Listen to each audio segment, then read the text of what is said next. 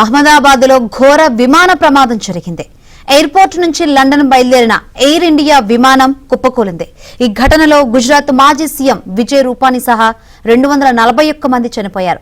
విమానం కూలిన బీజే medical college హాస్టల్ను పరిశీలించిన కేంద్ర మంత్రి రామ్మోహన్ నాయుడు ఘటనపై పూర్తి స్థాయిలో దర్యాప్తు చేస్తామన్నారు. విమాన ప్రమాద బాధ్యులను ఉపేక్షించబోమని చెప్పారు.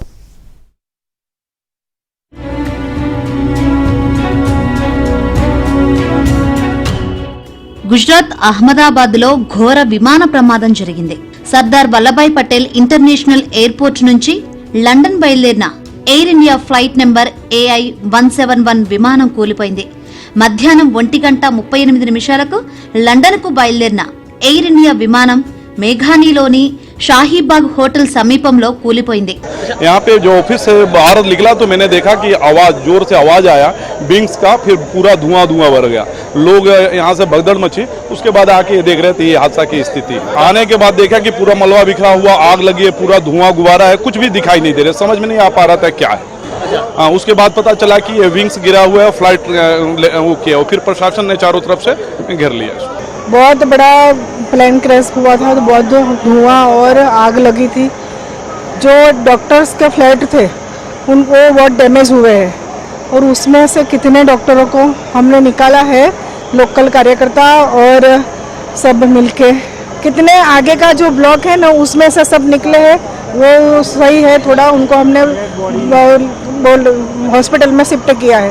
टेक ऑफ అయిన కొద్ది క్షణాలకే ఎయిర్ ఇండియా విమానం బీజే మెడికల్ కాలేజ్ హాస్టల్లోకి దూసుకువెళ్లింది. ఫ్లైట్ రాడర్ 24 ప్రకారం విమానం 625 అడుగుల ఎత్తులో ఉండగా సిగ్నల్స్ కోల్పోయింది. 825 అడుగుల ఎత్తు నుంచి కింద పడింది. ప్రమాద సమయంలో విమానంలో 230 మంది ప్రయాణికులు, 12 మంది సిబ్బంది ఉన్నారు.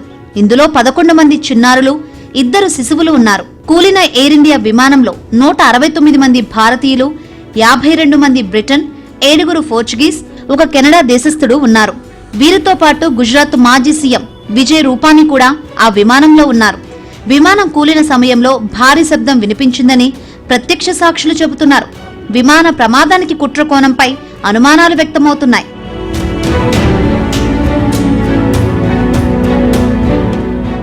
ఈ ప్రమాదంపై director general of civil aviation దిగ్భ్రాంతి వ్యక్తం చేసింది. విమానానికి కెప్టెన్ గా సుమిత్ సబర్వాల్, ఫస్ట్ ఆఫీసర్ గా క్లైవ్ కుండర్ వ్యవహరించినట్లు పేర్కొంది. సుమిత్ కు ఎల్టీసీగా 8200 గంటలు, కో పైలట్ కు 1100 గంటల అనుభవం ఉన్నట్లు వెల్లడించింది. ఏటీసీ నుంచి వచ్చిన సమాచారం మేరకు విమానం రన్వే 23 నుంచి గాల్లోకి ఎగిరినట్లు తెలిపింది. మరోవైపు ఎయిర్ ఇండియా కూడా ఎక్స్ వేదికగా ప్రమాదాన్ని ధృవీకరించింది. తమ సామాజిక మాధ్యమం ఎయిర్ ఇండియా వెబ్సైట్ లో కూడా ప్రమాద వివరాలు, అప్డేట్స్ ఉంటాయని పేర్కొంది. ప్రమాదం జరిగిన వెంటనే తదుపరి ప్రకటన వెలువడే వరకు అహ్మదాబాద్ ఎయిర్పోర్ట్ లో ఫ్లైట్ ఆపరేషన్స్ ను సస్పెండ్ చేశారు.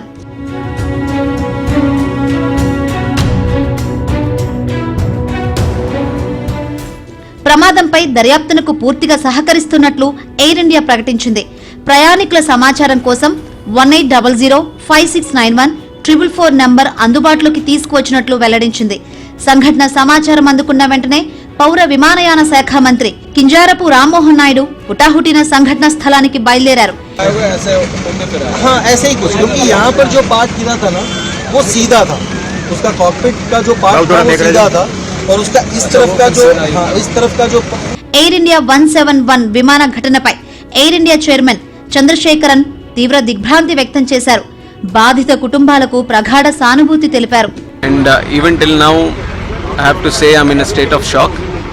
And right now if you ask me, I can only think about the passengers, their families, what they might be going through. We are going to do a fair and thorough investigation. We are not going to spare anyone. We are not going to leave any stone unturned. We will do properly according to the protocol, and we are going to go to the depth of why this incident has happened. That much I can tell you now.